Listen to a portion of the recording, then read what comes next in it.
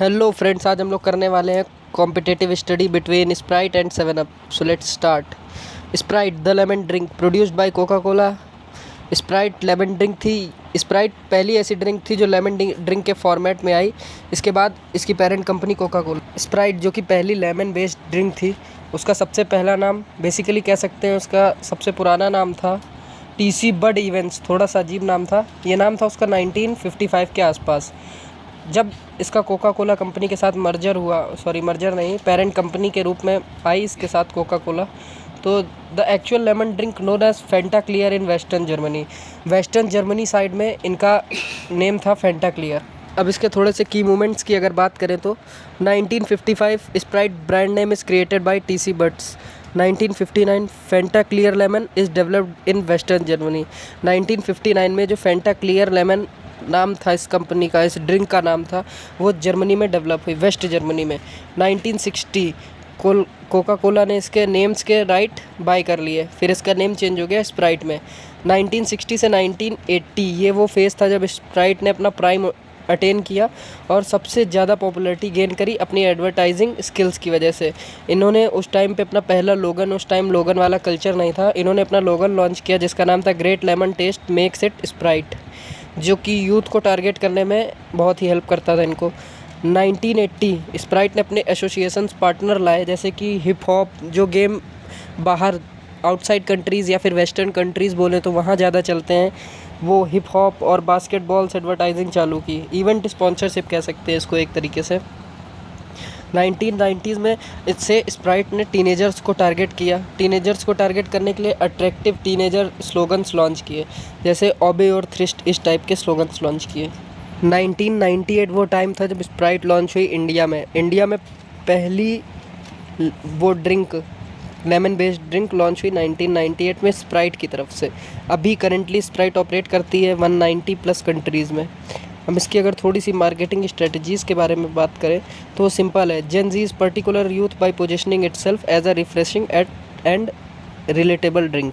इन्होंने अपने आप को रिफ्रेशिंग ड्रिंक की तरीके मार्केट किया। टीनेजर्स इनका प्राइम कंज्यूमर था, ये हमेशा से टीनेजर्स को करना चाहते थे टारगेट, और इन्होंने बहुत अच्छे से टीनेजर्स को टारगेट भी किया।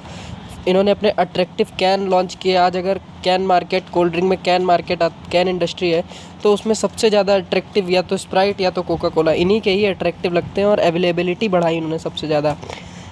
कैसे ये बने इतने बड़े ब्रांड? इन्होंने बहुत ही पर्टिकुलर ऑडियंस को टारगेट किया। ब्रांड पोजीशनिंग इनकी बहुत अच्छी थी। मार्केटिंग चैनल्स इन्होंने बैठाए, प्रमोशनल, स्पॉन्सरशिप, अवेलेबिलिटी।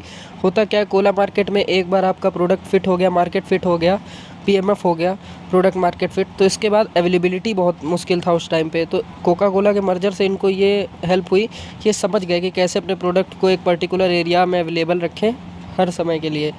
आज के टाइम पे अगर बात करें तो इनके इंस्टाग्राम पे इनकी अच्छी मार्केटिंग स्ट्रेटजीज़, ब्रांड एम्बेसडर्स की वजह से 1.7 मिलियन फॉलोअर्स हैं। अगर इनके बड़े ब्रांड एम्बेसडर तो शार्वरी वाघ साउथ की हैं, इनकी ब्रांड एम्बेसडर हैं। करेंटली $1 बिलियन ब्रांड बन चुकी है ये। और ये क्यों पॉपुलर हुई? Popular brand due to its light refreshing lemon lime favourites. इसलिए फेमस हुई इनके फ्लेवर की वजह से। जो लेमन का फ्लेवर आता है, थोड़ा सा खट्टा सा, स्वीट सा। अभी जब हम लोग इसमें आगे थम्स अप और स्प्राइट के बीच में डिफरेंस पढ़ेंगे तो दोनों के फ्लेवर भी डिफरेंट हैं। Now we are going to understand the other side's story. जैसा कि वीडियो के टाइटल से समझ ही गए होंगे, स्प्राइट वर्सेस 7 अप है टॉपिक, तो अब थोड़ी सी 7 अप की बात करते हैं। 7 up begins with Charles Leiper Grigg. 7 up को लाने वाले चार्ल्स लाइपर ग्रिगी थे। नाम से ही पता चल रहा होगा कि ये इंडिया ओरिएंटेड ब्रांड तो है नहीं। इन्होंने लेमन लाइम सॉफ्ट ड्रिंक कब बनाई थी? 1929 में। द ड्रिंक वॉज ओरिजिनली, जब ये ड्रिंक बनी थी तो ये एक कंज्यूमर बेस्ड नहीं बनी थी। इसमें एक तरीके का वो था, ड्रग फॉर्म में था। लिथियम सिट्रेट इंटीग्रेंट था इसमें, जो कि थोड़ा सा नशीली पदार्थ समझ लीजिए, ये समझ लीजिए, इस टाइप की चीज़ें थी। तो ये ड्रिंक बनी थी 1929 में। 1930 में जो 7 अप था, ये एक तरीके से इन्होंने चेंज किया कि वो जो अपना ड्रग क्वांटिटी थी उसको ख़त्म करके सॉफ्ट ड्रिंक मार्केट में इंटर करने के लिए इन्होंने एक अपने ड्रग को हटा दिया उससे।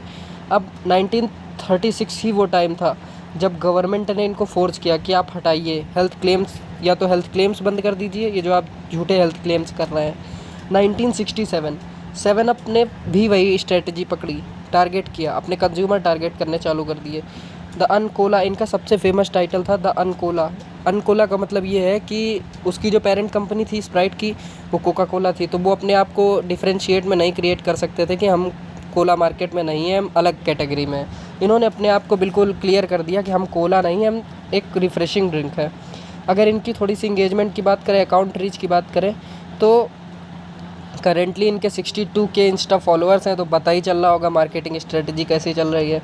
ऑपरेट लेकिन करते हैं 200 प्लस कंट्रीज़ में, 200 प्लस कंट्रीज़ में। अब प्रेजेंट डिस्ट्रीब्यूटर, अब इनके भी अभी इतना बड़ा डिस्ट्रीब्यूशन चैनल संभालना तो पॉसिबल है नहीं। इनके डिस्ट्रीब्यूशनल पार्टनर है पेप्सिको। पेप्सिको वही है जो पेप्सी बनाते हैं। मार्केटिंग स्ट्रेटजीज़ में ज़्यादा डिफरेंस है नहीं, इन्होंने भी वही अप्लाई किया। एक टाइम के बाद ऑडियंस, टारगेटेड ऑडियंस में मार्केटिंग करनी चालू की, ब्रांड पोजीशनिंग और अवेलेबिलिटी पे ज़्यादा फोकस किया।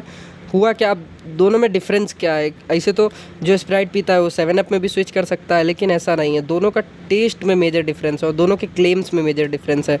Sprite sweet and Panchi nature की है, मीन्स जो लोग थोड़ा सा इंडिया में जैसे टेस्ट चलता है कि यार मीठा ज़्यादा होना चाहिए, कोल्ड ड्रिंक में भी मीठा होना चाहिए। अब तो जो हेल्थ कॉन्शियस हैं वो 7 अप पीते हैं, लेकिन नॉर्मल जो बायर हैं यहाँ के, वो टेस्ट अच्छा होना चाहिए। 7 अप की बात करें तो उन्होंने कूल एंड क्रिस्पी कि भाई हम नमकीन है, पूरी तरीके से नमकीन बोल के मार्केटिंग करेंगे, हम कोई ऐसा गिमिक नहीं खेलेंगे कि हम स्वीट हैं। टेस्ट में भी यही डिफरेंस है दोनों के। ब्रांड एम्बेसडर की बात करते हैं, 7 अप अपने अभी तक के one of the most biggest brand ambassador Ranbir Kapoor को लाया है अपनी मार्केटिंग में। स्प्राइट अदर साइड कोई बड़ा ब्रांड एम्बेसडर नहीं लाया। जैसा मैंने नाम बताया, किसी को याद हो तो कमेंट करके बताइएगा। वैसे मैं बता देता हूँ, सार्वरी वाघ इनको लाया अपने ब्रांड एम्बेसडर के तौर पे। और इस 7 अप जैसा कि डिस्कस किया, ये ब्रांड एम्बेसडर लाया रणबीर कपूर को। तो ये तो थी एक छोटी सी मार्केटिंग स्ट्रेटजीज़ दोनों कंपनी की। Now you all can comment that which one you prefer. और एक चीज़ ज़रूर बताइएगा कि आपके स्टोर पे सबसे ज़्यादा जब आप लेने जाते हो, जैसे आपने बोला कि 7 अप या स्प्राइट, तो वो खुद से कौन सी रिकमेंड करते हैं। इससे क्या होगा, इससे ये पता चलेगा कि मार्जिन्स कौन सी कंपनी किस रिटेलर को या होलसेलर को या जिससे भी आप लोग लेते हैं उसको कितना कौन सी में ज़्यादा मार्जिन मिल रहा है। जैसे अब आप देखिए तो स्प्राइट है, ये इस टाइम सेल्स क्यों ज़्यादा कर पा रहा है, क्योंकि सामने ही रखे बिक जाते हैं। सबसे ज़्यादा कैन, कोल्ड ड्रिंक कैंस बिकते हैं स्प्राइट के, कोका कोला से भी ज़्यादा बिकते हैं इस टाइम पे। तो ये था, that's all from my side. Now you all can comment your opinions, your point of views. Thank you.